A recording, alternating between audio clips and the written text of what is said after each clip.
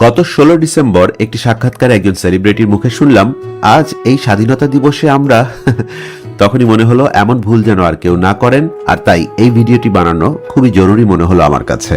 বাংলাদেশের স্বাধীনতার ইতিহাসে 26শে মার্চ আর 16ই ডিসেম্বর দুটি খুবই গুরুত্বপূর্ণ দিন, কিন্তু অনেকেই এই দুই দিন নিয়ে বিভ্রান্ত হন, ভুল করে ফেলেন। আজ আমি সহজভাবে বুঝিয়ে দেব কোনটি কোন দিবস। 26শে মার্চ স্বাধীনতা দিবস।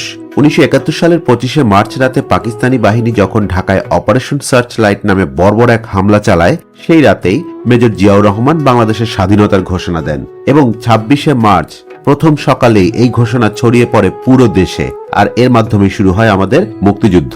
তাই 26শে মার্চ হলো স্বাধীনতা দিবস, অর্থাৎ এই দিনটি আমাদের স্বাধীনতা সংগ্রাম শুরু করার দিন। এবার আসছি 16ই ডিসেম্বর। 16ই ডিসেম্বর হচ্ছে বিজয় দিবস।